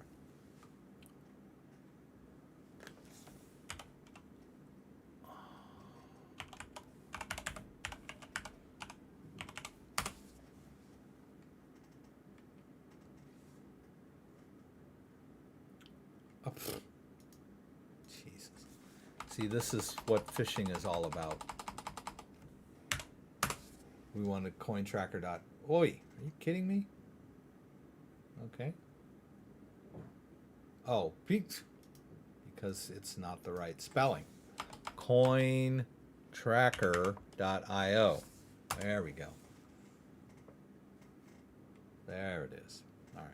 Now there's more than one service that you can use for tracking your crypto movement and purchases and sales, right? But CoinTracker is the one I use. I think it's pretty good. You can connect your wallet, and you can connect your. You can connect. I can't really show you this. I'm just showing you their website. If I log in, you'll see all my tax information. I don't really want to reveal that. I'm sure I've done it before though. But this is similar to what it looks like, right? You can see your sends and receives and your trades, and it will calculate your taxes for you, pretty much. It at least does the IRS form for capital gains and losses, and then you can give that to your tax guy. It's just one of the many forms that you need when you're filing taxes, but it will help you with your crypto taxes. So, and then, I was kind of like, oh, well, I'm just going to start trading and not worry about taxes because I got CoinTracker. And then when it came time to do the taxes, my particular taxes were very complicated because I do like hundreds of transfers, and so it did take longer than maybe the average person. But I don't know. Like, I think a lot of people, like, if you're like a heavy day trader on like crypto or Coinbase Pro, whatever, I think it's pretty good because you're on one site the whole time and you're not moving stuff around. It's fairly straightforward, right? But for someone like me that's got like, lots of different wallets and lots of different exchanges, it gets complicated. But I got it done, right? It was a pain, but it got done, right? So it's, it's a small price to pay for playing around with crypto. All right, let's take a look at that thing. Did it ever show up? Probably not. Like, where's my Bitcoin? A lot of times on these, you can go to, sometimes they have like a,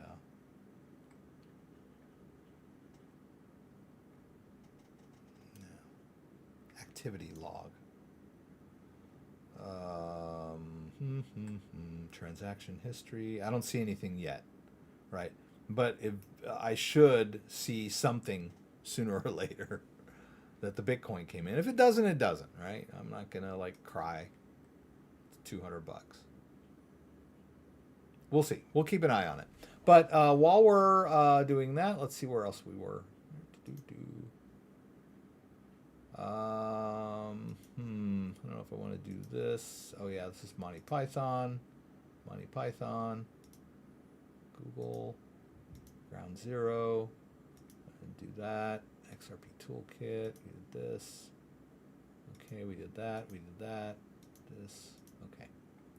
Let's clean out some of these tabs. I wanted to sort of talk about a little bit. Someone had asked me this earlier about. The question was, oh, I've got some. I think it was I think he was talking about Polygon. He's like, okay, so in my MetaMask wallet, which is on the Matic network, I have a small. I don't think I do. There's a small amount of Ethereum in here. This is not regular Ethereum. This is Polygon-based Ethereum, right? So the question that they asked was, can I just transfer this into my my Ethereum side of the wallet? And if I just send it to the Ethereum side, would it show up? And the answer is no. It's not going to like auto convert for you, right? First of all, if this is regular, notice when I switch networks that it shows different balances. I know this is confusing. I wish that it wasn't named ETH, because that just makes it all the more confusing. They call it ETH, right? They should call it ETHP for ETH Polygon or something like that, so that you would know that it's not regular ETH and that you just can't like they would. Some people might take, if let's suppose this was like 2 ETH, right? Like $6,000 worth of Ethereum, and I decide, oh, I want to transfer it back to my Coinbase account. And so I send it to Coinbase and poop, it's gone, right? Because this is not regular Ethereum. It's Polygon-based Ethereum. So let's see if I can find the Polygon Explorer. Polygon, oh, that's it, right?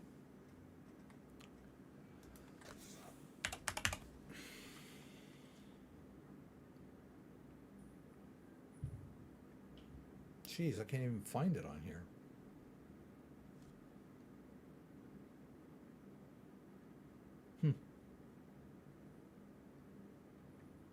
Wow, okay.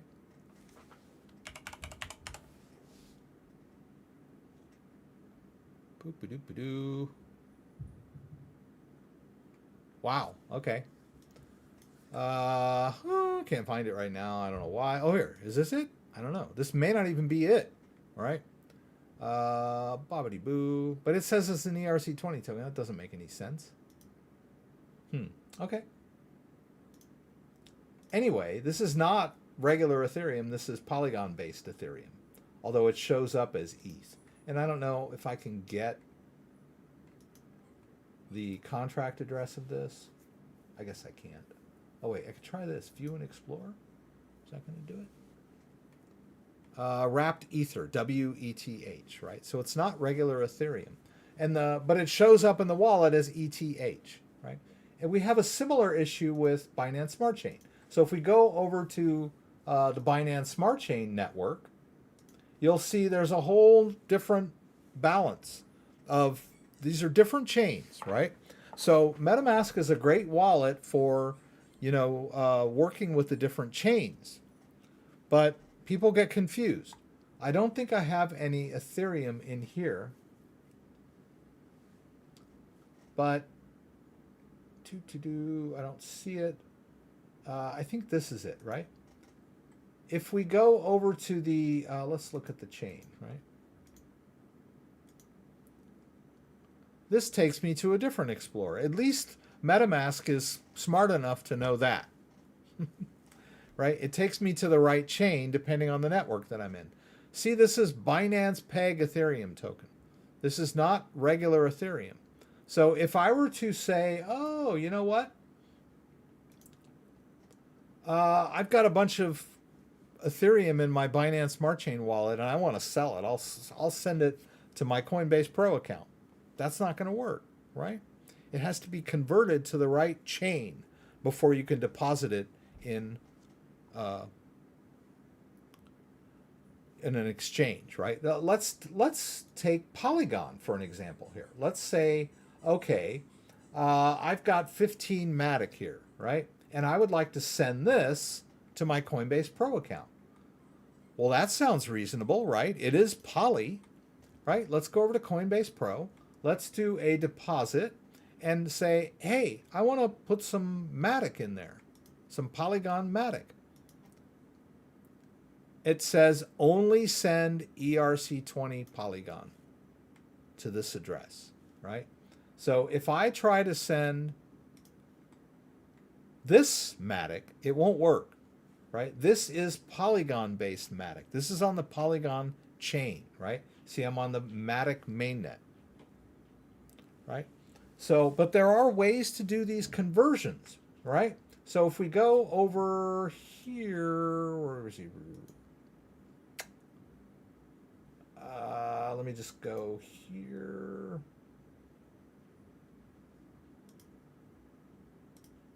This particular wallet can read. I'm going to connect it to my MetaMask.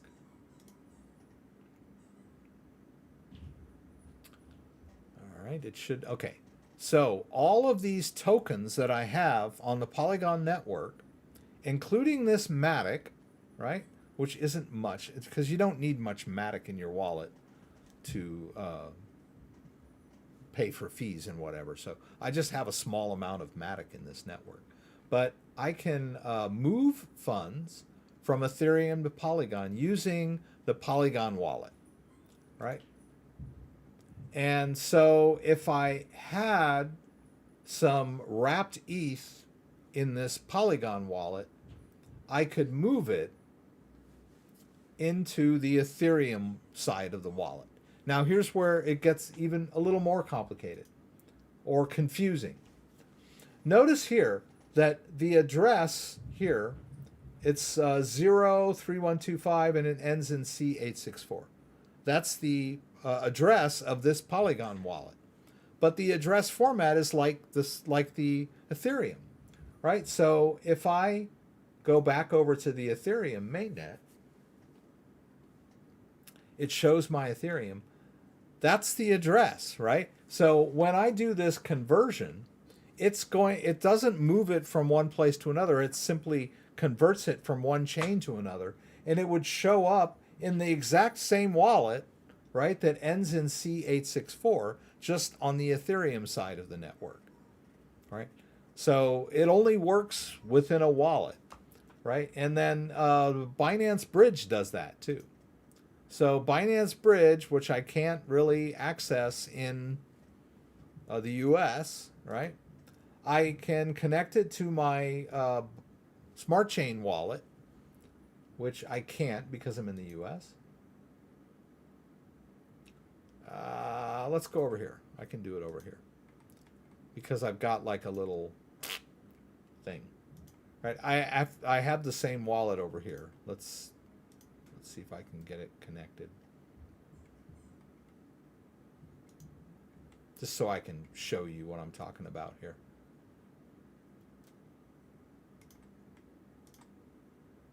If I can do it. I don't think I can. Oh, I have to open this thing first. Sorry.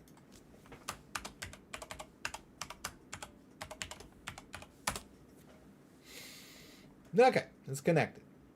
So if I want to convert Ethereum from my Binance Smart Chain wallet, and I don't have enough in there to do it, it just sends it to the exact same address. Notice that. It says destination, same wallet, different chain, right? So, but you have to convert these properly or they're just going to disappear. So you can't just send Binance Smart Chain based Ethereum to your Coinbase Pro account as Ethereum. It won't end up there. It'll show up, it'll disappear, right? And then you're on the phone with Coinbase support for 3 months trying to get access to the crypto that you lost. And you may or may not get it back because they warn you, right? Only send ERC20 token. Sending any other version of Matic or other assets to this address will result in permanent loss, right? So they'll say the same thing for Ethereum too. If I want to deposit some Ethereum, and oops, that was it, right? Sending any other asset, including Ethereum Classic, will result in permanent loss. So you have to be very careful with these chains. I mean, it's all well and good that we get to, we have access to all of these different chains. Let's get rid of this. But please be careful and don't send the wrong type of token to the wrong place. It will disappear. There is a remedy for this, and that is always send small test transactions first. Don't ever send like $6,000 worth of Ethereum to a place you've never sent it before without testing it first, right? So, and another thing is Binance. I can't use Binance anymore because I'm in the US. But Binance had like a withdrawal interface. And they would say, okay, I've got Ethereum on Binance, right? And then I want to withdraw it to my wallet or wherever. They said, okay, do you want to use the Ethereum network, the Binance Smart Chain network, or, you know, the BEP2 network, right? And then they would give you the prices. And then it would say, oh, it's going to cost you $30 to withdraw this Ethereum to your Ethereum-based wallet. But it'll only cost you like 70 cents if you use the Binance Smart Chain. And people would be like, ooh, that's cheaper. I'm going to do it that way. And then they would try to send Binance would convert that Ethereum to Binance Smart Chain based Ethereum. And then it would send it out to that wallet address that the newcomer used that was not a Binance Smart Chain wallet. It was like their Ledger wallet or whatever, and they would never arrive. And they'd be like, oh, what happened? And they were getting tricked. They're not really tricked, but they were thinking, oh, I'll do it the cheapest way possible, right? And then they would screw themselves. Now, I think, I haven't used Binance in a while, but now they have warnings on there. They, like, when you choose your network, they'll be like, you better be sending this to a Binance Smart Chain wallet or you're going to lose it. You know, but still, people do it anyway because they're hard-headed, right? And they'll send like $3,000 worth, thinking, oh, I'm going to save, you know, $20 if I do, you know, use Binance Smart Chain, and then they lose it, right? So just be very careful between these chains, right? Let's see what happens. Hey, I think I got some Bitcoin in. No, I still don't have any Bitcoin in here. It might take all night for this to show up. Or this is like a fake site. Let's go down here and see if there's anything pending. Hey, look, there it is. Processing. So that's a good sign, right? So we're going to, maybe the Bitcoin will arrive before the end of the live. Oh, no, I don't think so. So then, hey, by the time it actually becomes tradable, it'll probably be after the live stream. I'll pick this up next week. But I'm going to buy some of that stuff, right? What was that thing we were talking about? This ADAX, right? Just for the heck of it. Right? Because it's new. I always try to buy something new. If I can do it.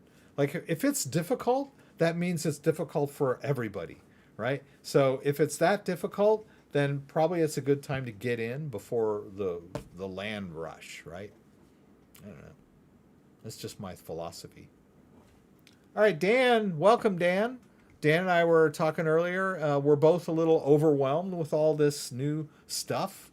It's hard to keep up, right? Dan was telling me about some wallets where he discovered some airdrops that he had. And by the way, Dan, I did try that earlier. And I don't know what I did with it, but I'm not eligible because I did not have any Atom token on February 18th of this year. I had Cosmos Atom. I had some Cosmos Atom that I was staking in my ledger, but I sold it all in like July of 2020. So I wasn't eligible for that airdrop. But thanks for letting me know. I got to the point where I got on the site and it was like, it showed all of my, this is whatever it was. What was that anyway? What did you tell me earlier? Let me see if I can find it again. Oops.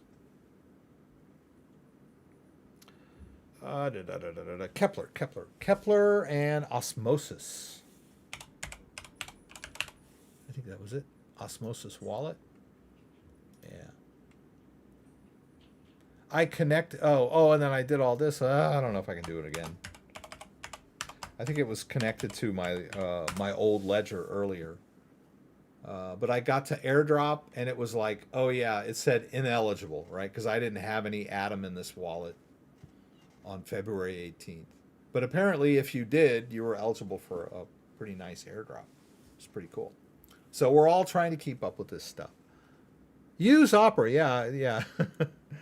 Buddy is the one that like kept telling me that you can do a lot of stuff with Opera because it has a built-in VPN, and I find it very useful that I can use just the Opera browser with a VPN without having to actually connect my entire computer to a VPN, which means I can still like use my regular stuff without the VPN and just like only use stuff that needs a VPN with Opera. And whenever I need to use Binance Bridge, I usually use it in Opera using this VPN, right? So it's got this built-in VPN. It's pretty cool, right? I like it.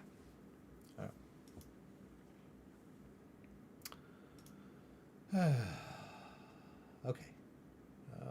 I don't know. So what else were we talking about? We talked about there are I think were some other a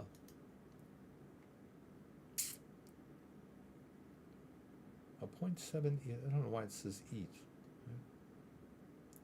Oh, say okay. So I signed up for that. I was gonna like maybe try to do some. Let's do it anyway. No, we're out of time. I'm sorry, we're out of time. All right, so smart contracts for Cardano start the 12th, which is tomorrow. About 4 hours from now, I guess. We'll see.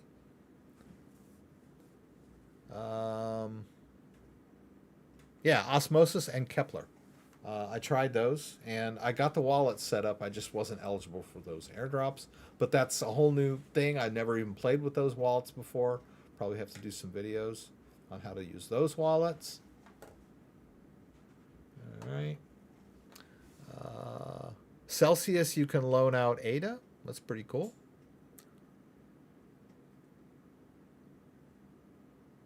Yeah, like I said, I believe that BlockFi is in some regulatory hot water, right? But not the entire, not every state, right? Just certain states. Like they aren't allowed to like start new vaults in some states, right? But I think if you like are in the unaffected states and you're staking on their platform, you're fine, right? You don't have to worry. You're not. It's not going to like take all your money or anything. That would be the last thing they would do, right? So I mean, it's right to say, oh well, you know, I might not be able to stake forever on this, but they're definitely not going to just steal your Bitcoin. If they get sued or whatever, they'll just return your Bitcoin to you. They'll say, oh well, you got to take your Bitcoin back because we can't, or they'll say you can leave your Bitcoin here. We just can't pay you interest anymore, most likely. But hopefully they'll get through it, and the SEC will wise up and start allowing this newer technology, or Congress will wise up and start passing laws that will allow these platforms to offer these services to people who want them, right? Financial services that encourage savers, right? That's the important thing. We want to encourage savers. That's what made this country great, right? In the 1950s, you know, and earlier, you know, like in the Greatest Generation, you know, you could buy a house and put money in the bank, and you know, it would grow, right? And you know, you could vest in the country by saving. Right now, it's all about spending. There's like you know, what is it? You get 0.1% if you're lucky on a savings account at a bank in the U.S. Right, that's, and you know, and the big boys are making millions, like washing money back and forth. Sorry, I hate to be one of those people. All right, so thank you for watching on this solemn occasion of 9/11, 20th anniversary. For those of you who remember those that gave their lives for this country, and let's give them the respect due. And all right, so I'm gonna head on out. It's 8:02. I will. Let's check one more time to see if that Bitcoin's in. It's still not in there. Still not available yet. But oh, there it is. Boobity boo. All right, let's buy that stuff before I go. Can I buy it? Can I buy it? Can I buy it? Oh yeah, I got to do this thing, right? I got to go back here. Let's do buy ADAX. Okay. Quick buy. I don't want to do quick buy. Can I buy it with... Oh, you're kidding me. It's got to be Tether? I think that's it, right? No, I thought they had a ADX Bitcoin. It's got to find it. Okay. I don't see like this. Okay. Go to trade. BTC ADX. Ah, here it is. Is that it? Okay, there we go. It's ADX. But where's my Bitcoin balance? I should have a Bitcoin balance, right? Oh, if I hit 100. Ah, there we go. All right, so there's my Bitcoin. Right? Let's do a quick buy. I'm assuming that's a market order. I'm going to pray it's a market order. Let's hit buy, quick buy. Insufficient balance.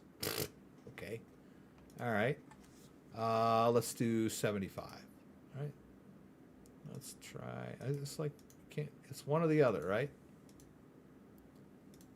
Let's. It won't let me edit this either. Okay. All right. So okay. Why won't it let me edit that? This doesn't make sense. Oh wait. Okay. Let's just try. Will it let me edit that? Okay. Let's try 170. Let's try that. Insufficient balance. Okay. Okay. Let's try 75%. Oh, come on now. Okay. Let's try that. Order placed. Buy order has been executed. All right. Now let's do 50%. Let's see. Okay. Order placed. Yay. All right, now let's go to, let's do 50% again. Order placed. Cool, me. Okay, now, let's go over here. What do we got? What's it going to show? Okay, there it is, ADX. All right, got $183 worth of ADX. ADX? Is that it? Or did I buy the right thing? ADAX? I don't know. That's what they said. ADAX. Okay, yeah.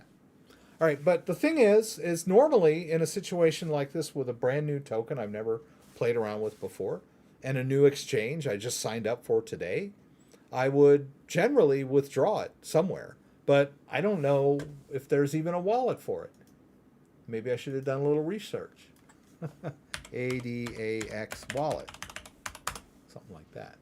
Wallet for ADAX. All right, there. Well, maybe there is a wallet for it. Daedalus and Yori, so it says. If I transferred to Yori, but it converted to ADA and about 99% less than what I had invested in ADAX. Do you unwrap this somehow? Was it the desktop of the app? Because I'm guessing. Blah, blah. Same issue with transferred ADX to EDX to Daedalus. It does show the amount of ADX below the ADA transaction. Multiple tokens received in your Daedalus. Okay, so I'll play with this and see if I can figure it out. Because I would like to withdraw it to my own wallet, but I don't really want it to convert to something else. So apparently it's a token on the ADA website, or I'm sorry, the ADA blockchain. But we'll see. I'll let you know next week if I can figure out how to store this in my own wallet. All right, I'm going to head off, guys. Don't forget, every Saturday, 6 p.m. Eastern Standard Time, please join me again for the live stream from Michigan, where you can throw out questions and I'll do my best to get them answered. Hope to see you there. If you like this video, give me a thumbs up. If you'd like to subscribe to my channel, I would appreciate it. When you subscribe, there's a little bell that you can click that will allow you to be alerted whenever I post new content. Once again, thanks for joining me and hope to see you again soon. And thanks for coming, Dan. Good to have you.